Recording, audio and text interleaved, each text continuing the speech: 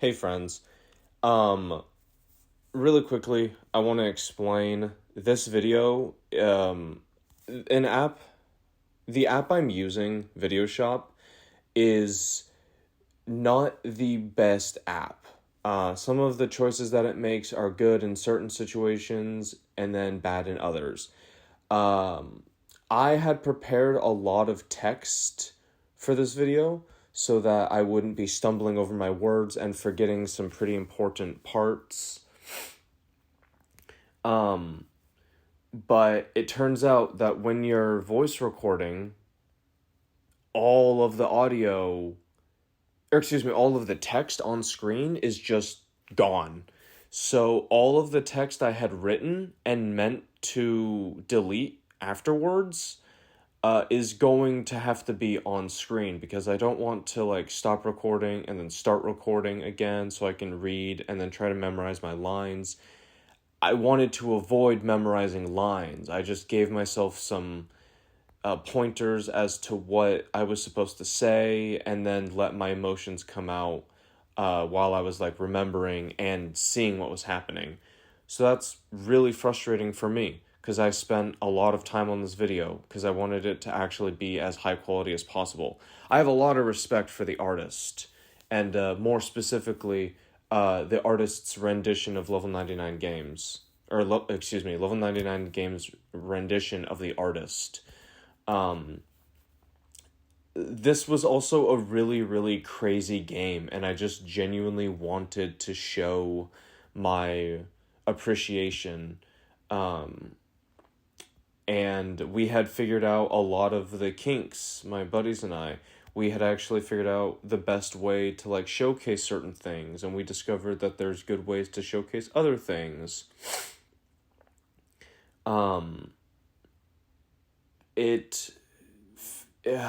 It's kind of frustrating, to be completely honest.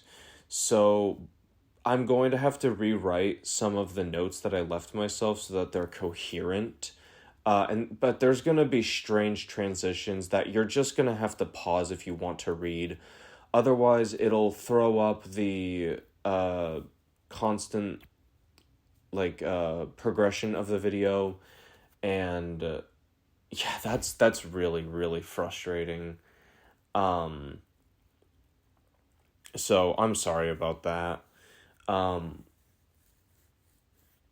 So my voiceover for the video is still going to kind of be talking about what's happening, but I don't need to do that as much because I had written hella notes. So it looks like next time I'm just gonna actually have to write a script or like make bullet points at certain time pieces when things happen, and then I'll have to just sort of react accordingly and adjust how long the slides are. So yeah, that's really frustrating, but I had basically finished this video and I wanted to do the voiceover at the very last, so that I had everything done and ready. Excuse me. But yeah, without continuing to ramble, the rest of the video is honestly pretty good. There are a few things I forgot to take pictures of and some things that are relatively unclear, but I remember the game for the most part, especially while I'm able to like look at the image and write text over it, and then I'm like, oh yeah, no, this was happening, and I remember thinking this. So again, there's gonna be just transitions, fade to black, and text will be up on screen. And if you actually care to read it, you're just gonna have to pause the video. I'm sorry, but I don't want to redo everything, and I don't want to remake the script, the like note points that I had added. So, all right. For the rest of you that had skipped to this part, this was an absolutely wild game. Absolutely enjoy. The voiceover is going to be a little off, and there's going to be parts of text that you're going to have to pause if you want to read, but for the most part, it's pretty streamlined and I think pretty straightforward, so I hope you enjoyed this game because this was a wild game.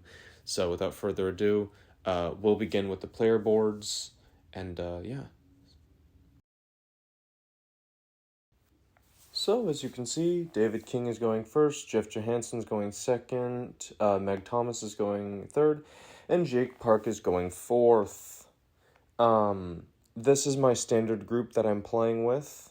God Gamers. I swear to God, these guys are insane. Yours truly, Mr. 6B Baby, or Red, whatever you know me as. I am playing the Artist. We're playing on Forsaken Boneyard, as you can see now. Text is on the screen detailing where everyone starts. In case it doesn't say where I start, because I actually don't know if I wrote that down, I start in the fountain. So everyone's pretty close together. David is the most estranged, which is pretty funny, especially because David loves being around people. Oh my god. David with items is insane. Even if it's an item like a toolbox, David likes being around other players. David does not like being a survivor who stands on his own. Pair David with Jeff and Breakdown. David is a character that likes to get hooked a lot. If others aren't getting hooked, he's a happy man. But now include Jeff into the mix with Breakdown, and David is just not as rewarding. Meg gets a map here. Reveals tokens. I don't remember which one she flips. I think it's the altruism props. I believe she was trying to find crows early, I think. I don't know. Nea on this board is insane. If you ever thought Nea was hard to catch beforehand, Nea on Forsaken Boneyard is a menace. She is so hard to catch.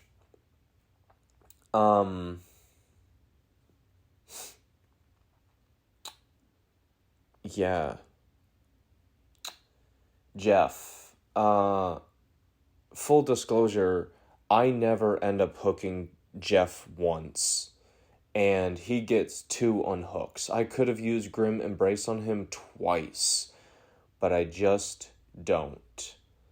I use it once, but David and him were like neck and neck. Yeah, this game was really weird. David was basically with Jeff the entire time, and Nea and Jake were with each other for most of the game. The only time, and that was mostly unintentional. They just happened to be with each other. It was kind of cute. If you haven't seen my malicious expansion analysis, like overview video, I spend the last hour talking about Artist. She is my new favorite killer in the game. And I'm not being verbose or extraneous when I say that. She is literally my favorite killer in the game. She has one of the lowest floors, but highest skill ceilings. Somebody bad at the Artist is a very, very different character than someone who is good with Artist. I personally think I'm pretty darn good as Artist. I've played a lot of this game before the malicious expansion came out. The malicious expansion does not include any beginner-friendly killers. The Artist is definitely the most beginner-friendly to go against, but definitely not to play. These transitions aren't too common. Hopefully they're not super annoying. Yeah. Another really funny part about this game was that there were a lot of great successes, but only when it really didn't matter, except for, like, 3 times, I think. No, only twice. I only got denied hooks twice. Yeah. I don't even remember how many great successes there were. There were some pretty crucial failures, too. Oh, yeah, and the North Library. I don't know if the text already appeared on screen, or I actually think that's what that transition was. But the North Library, dude, I don't know how we all 5 of us collectively, we all just forgot that there was supposed to be a hook in the North Library. I didn't lose a prop. I didn't forget to place it there. You can go back and see that they revealed the hook. It just, we all forgot. I removed it from the board to place the physical hook down, but then I just forgot after I removed it. And that's really frustrating because, and I'm pretty certain it's this round that this happens, that I go into a space with a wounded David King, and I hit him, attempt to sacrifice him, and I wanted to get him over to the fountain. But unfortunately, and the North Library hook being missing, fortunately, doesn't affect this at all, which is very, very fortunate. But yeah, I wanted to get them over to the fountain, but it doesn't work because he gets a 4 and a great success, and that makes me want to cry. And there it is. You see it right there. So my first hook was denied. Very fortunately, I get him in the, I think it's 2 rounds from now. I get him. But yeah, he picked up a med kit and just didn't use it.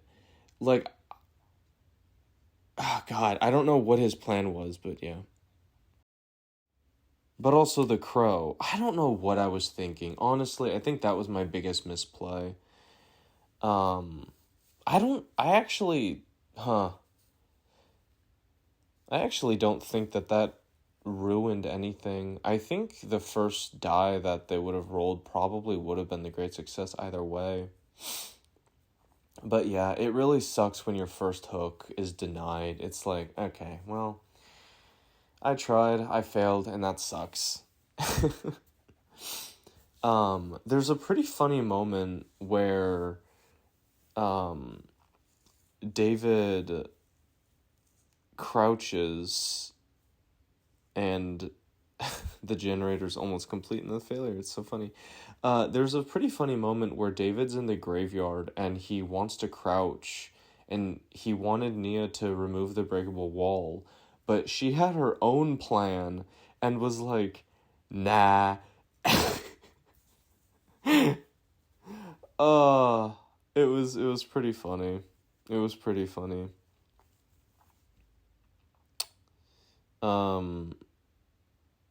Yeah, some of the props are in the way. Some of the props are not in the best spot. I should have moved the eerie balcony generator to the side of it so that you could have seen the generator progress move up more gracefully, more and easier.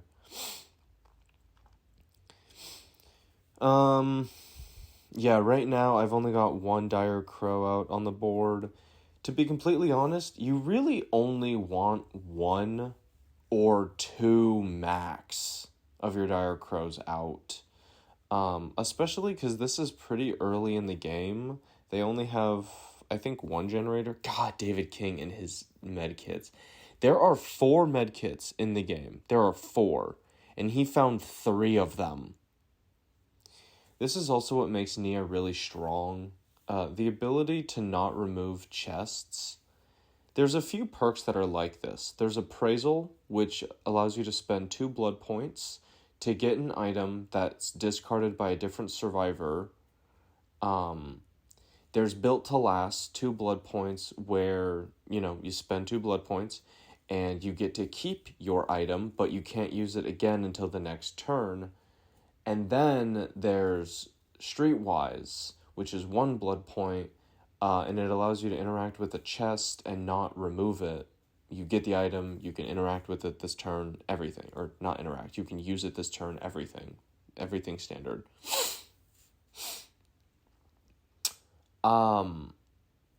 It's kind of wild, honestly. Items are stupid good in this game, especially if you can get firecrackers. Oh my god, those are a killer's nightmare. Yeah, that whole sequence of turns just sucked. Yeah, no. I hated that.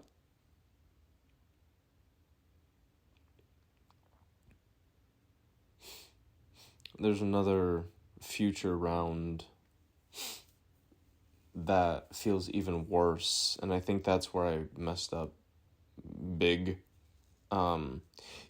There is something pretty strange about this game, and honestly, I think that was, like, part of why the survivors did so well. There's a lot of luck in this game, and I don't think people fully realize it. There's a lot of luck in this game. There are 10 objective props, 8 of them generators, 2 of them exit gates. The survivors flip over the generators, like, perfectly. It takes a while for the South Library objective prop to get flipped over. Or excuse me, no. I mean, it does, but, the arch. It takes the second arch generator, or the second arch objective prop. Okay, there we go. It gets revealed. Thank you. Just as I was talking about it. That really stopped me. Yeah, so they found all of their generators. They found all of them. And they weren't very close together. And this board is really, really hard to traverse. Honestly, there is kind of only 2 paths that you can take to get to it. You can go Sepulture, the Arch, Fountain, and then South Library, or the other way around. Or Sepulture, and I don't know how to say that, I'm sorry if I'm saying it wrong, North Library, and then South Library, using the green path. Forsaken Boneyard is a 9-space board, and it feels like chaos. This, I've come to learn, is a very movement survivor sided board. There's not a lot of long distance connections either. So this board is not all that great for ranged killers, oddly enough. It's actually pretty good for the Wraith for that reason.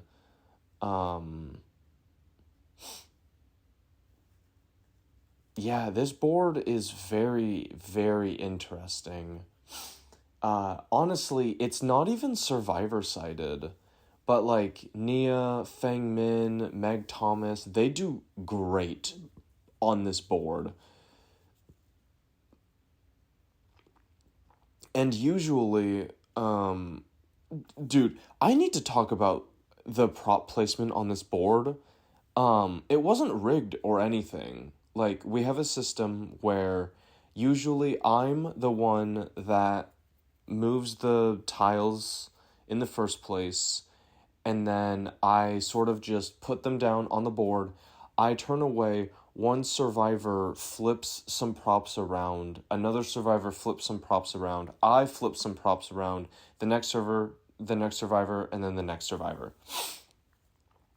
So these props weren't, like, rigged or anything. We weren't playing a game, or there was no mischievous actions performed or anything. It was literally just like, the prop placement was perfect on this board. Honestly, it was perfect for me too. The hex totems were in really good spots. The hooks were in really good spots. I don't think I've ever seen a better board. Like, the props were perfect for me, and the order in which they were revealed, as well as Nea getting both of the maps. There are 2 maps in the game. There's a rainbow map, and then there is a map. Nea getting all of the maps really did help. Honestly, it really did help.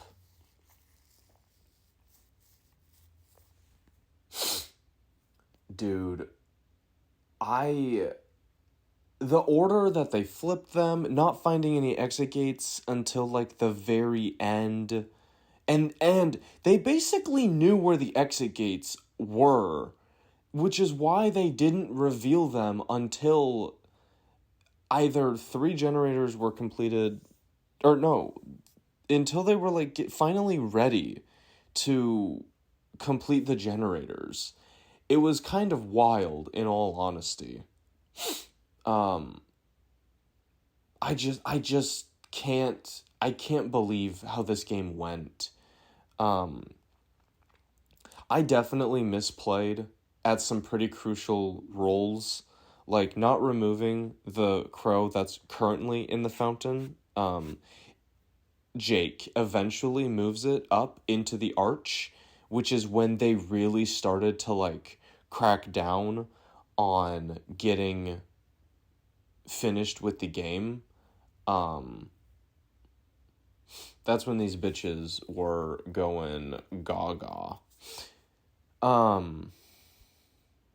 There was a round, I don't remember what round it is, but it's coming up, where Jake uses Calm Spirit to move the crow that's currently in the fountain. Oh, it's coming up.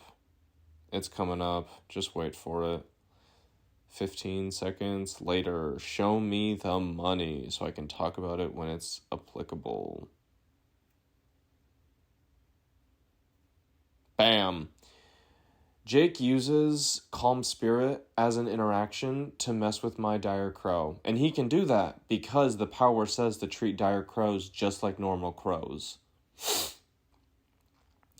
And it is in this exact same round, when it gets to my turns, I should have used a bonus turn because I wanted to interact with Nea, but she had a flashlight.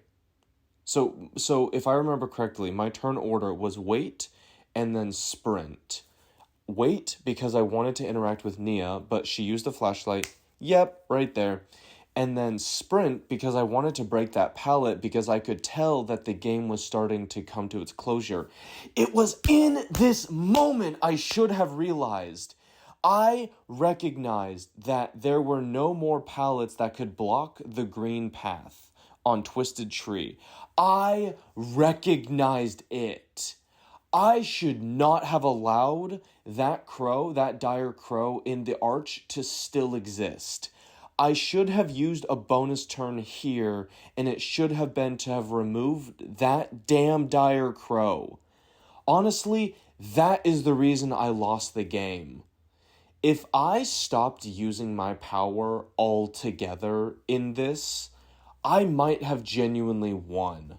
But it's because of that crow in the arch that I lost, and I refused to remove it, and I do not know why.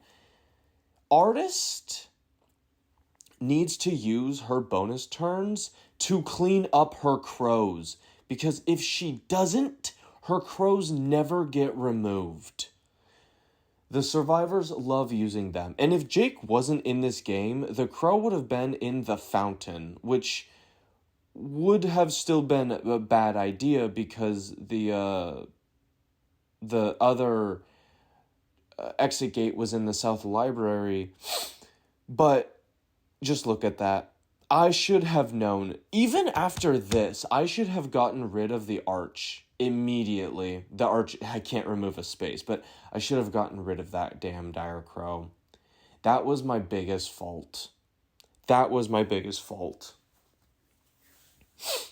I removed it, or I never removed it, and that was my Achilles heel. And it's so stupid too, cause like I've already said that. Oh yeah, and the hook in the North Library. I've already talked about it, and I know I wrote stuff down about it, but that was so weird that all five of us just collectively forgot about it. And then somebody pointed it out. They were like, "Hey, we have two hooks left, and there's a boldness prop in this space." And I was like, "Oh my god, you're right." And I had been taking pictures, so I was able to pinpoint the exact moment that it should have been there. And somebody was like, "Wait, so like, would you have gotten the hook in North Library?" And I was like, "Maybe, but let's not worry about it." Because it was way past. It was way past.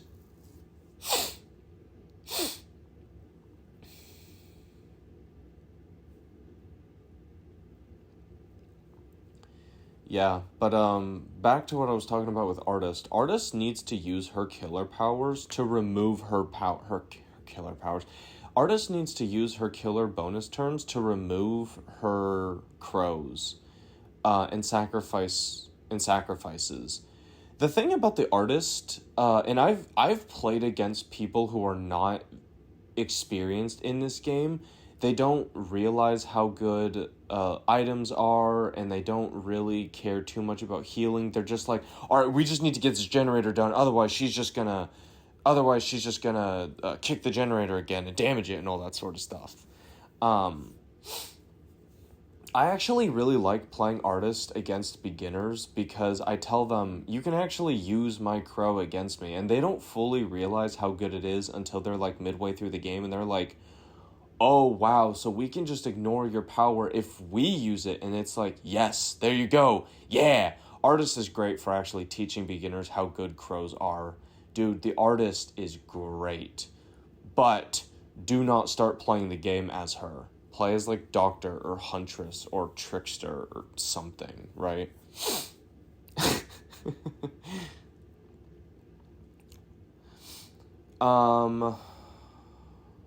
Where was I? Right, so if survivors don't heal, they are doing objectives or whatever, right? But if they don't heal, you're then able to use your killer bonus turn to secure sacrifices, which is something that the Artist doesn't have. The Artist really doesn't actually care to hunt down specific survivors. You play as a generalist. You want everybody wounded as much as possible, and you actually really want to use your killer bonus turns to cleanse your dire crows in spaces where they are no longer beneficial to you. Is that a great success? Yep, and great successes don't work on exit generators, or exit gates. Yeah, too funny. Too funny. I'm pretty certain this is where I lose. Oh, not yet. Not yet. Yeah. Yeah. I'm pretty quickly learning how to play the Artist. I've been looking at her perks more closely, and they really do teach you how to play the game. Honestly, Grim Embrace is still not the best perk to have ever existed. It is very situational. It literally never comes into use once in this entire game. And I have a potential Grim Embrace. I have a Grim Embrace potential usage of 3 times, but I only use it twice, and it's effectively seen through 0 times. I get David King once, and I get Jeff once. I could have gotten Jeff twice, but as you may have known by now, I never get Jeff once. I never hook him. He always keeps getting healed. And that is the strongest thing you can do against the Artist. And my gamers, my god gamers, my best friends, they're really starting to learn. They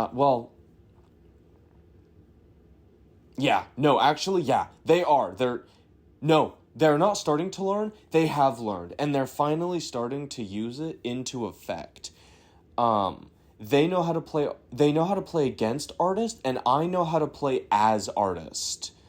But yeah, no, my crucial mistake was not getting rid of that dire crow in the arch, and I had the perfect opportunity to remove it, and I didn't, and then I just suffer because of it. I had enough blood points too, and I was thinking, ooh, but I really want I really want to actually spend these blood points on a killer bonus turn when I'll be able to, like, get a sacrifice. That's what I was thinking, but I was thinking about it very, very wrong. I was thinking about it very, very wrong. Yeah, Artist doesn't care about the bonus turn as other killers do. Artist cares about her killer bonus turn kind of like Legion does. But Legion's power can't be used against him. Legion uses his power to smack people. And then he uses his bonus turn to... Let me explain Legion very, very quickly here. Legion likes to wound everybody on the board and keep everybody wounded. If people group up, that's where he shines best. Legion likes to end his turn in the space that has the most amount of connections. That way, if the survivors do happen to bunch up, he can spend 4 blood points on a killer bonus turn. And of course, Discordance gets him hella bank. And he can go into a space, use his power, or use that killer bonus turn to secure a sacrifice. Legion and Artist play very similarly in this way. Yeah, that turn was absolutely insane. I think the text describes it though, but yeah, that was a crazy play to experience. It was so hype. It was so much fun seeing how everyone got so invested. That was really a sweet moment. And then yeah, as you can see right there, Jeff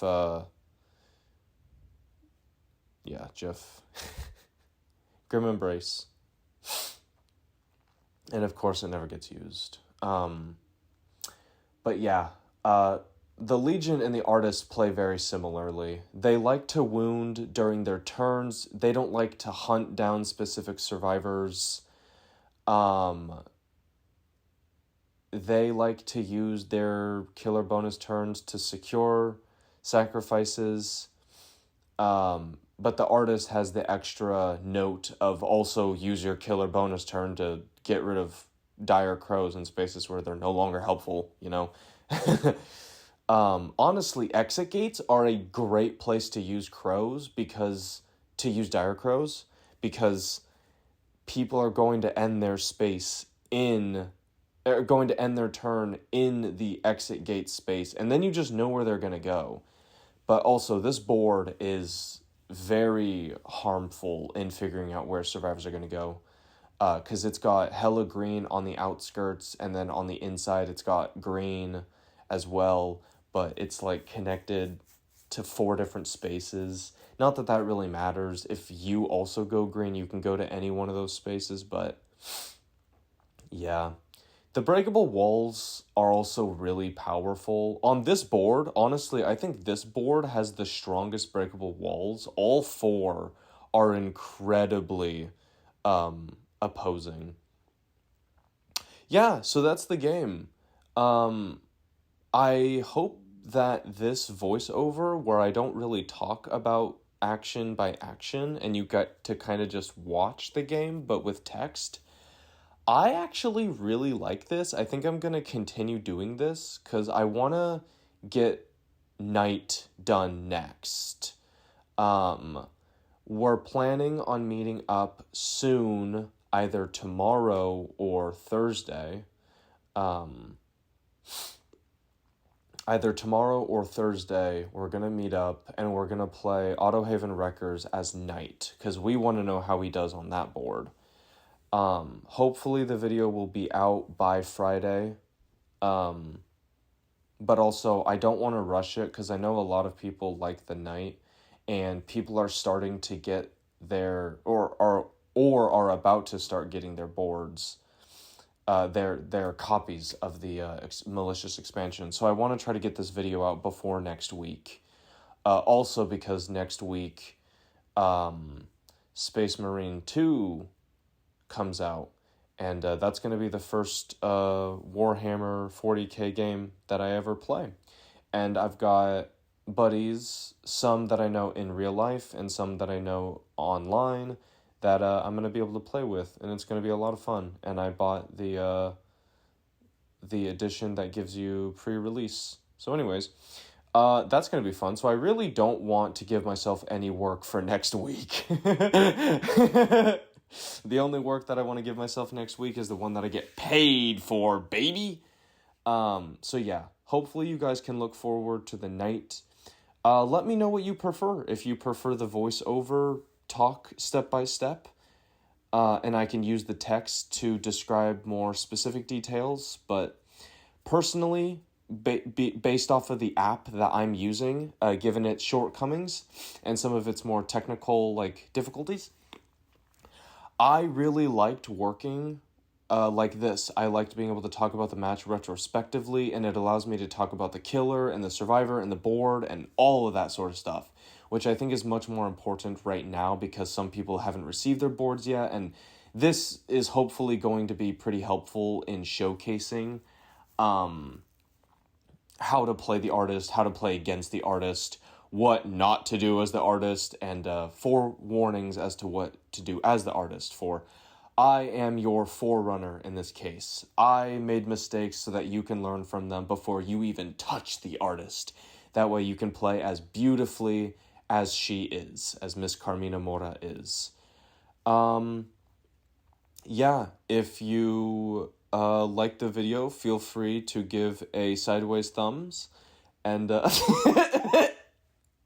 no seriousness. If you enjoyed the video, please let me know specifically what you enjoyed about it so I can continue doing that. I'll try to get steadier hands. I know some of the shots are a little wonky and they move a lot during it, but we're starting to get the rhythm of how to actually relay this game, this wonderful game, onto you guys, or onto a video for you guys. Sorry, I hate using guys. For you fine folk. Trying to use gender neutral terms, that way it feels more inclusive. For you fine folk. Yeah, ultimately, this was a great game. It demonstrated a lot of really good stuff. You get to see how well Jeff, David, and Jake work together. You get to see how good Nea is on this board. You get to see how good I am at artist. But also you get to see at how I still have a lot left to learn as well. You get to see how well this board works and honestly how oppressive the breakable walls are. I also think I was a little too scared of the breakable walls. I haven't played on this board a whole lot because the Withered Isle is just honestly probably one of my new favorite boards. Macmillan Estate is still the most balanced, and Autohaven Wreckers is great fun as Blight. But Withered Isle, I think, is just my new favorite board because it's so killer-sided. It's so much fun. But yeah, also, that's really helpful that Nea was here and used Urban Evasion so that you could see how powerful that those breakable walls are. Because she ended up using it to get rid of the crouch breakable wall in Graveyard and South Library. And I think it was used for Sepulture once, I think. I know I definitely broke that one eventually, but yeah. Yeah. I really enjoyed this game. It was a lot of fun to play, and it was a lot of fun to go over and write all the text for, and doing this voiceover, I feel complete, I feel finished, I feel good.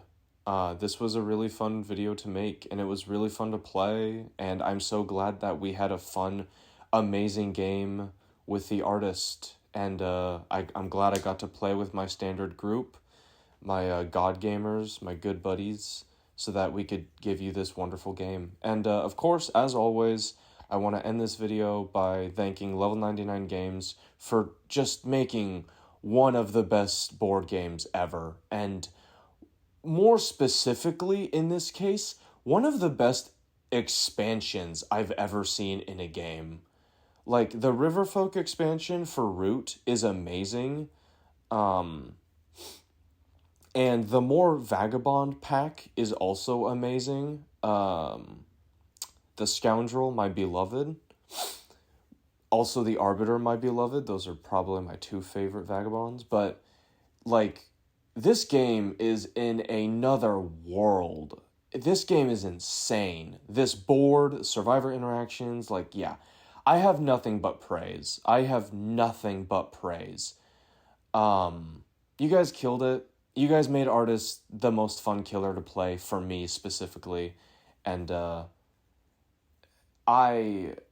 I feel like I'm almost never satisfied in some games, but you guys just nailed it. One last time, thank you all for watching. And to level 99 games, thank you for this. Thank you for this. This game has brought me and my buddies who play board games so much closer. It gives me something to look forward to. It's a fun game. It's really nice to bring to new events so that new people can play it. Because even people that aren't very experienced can make amazing plays. I've seen it happen many, many times.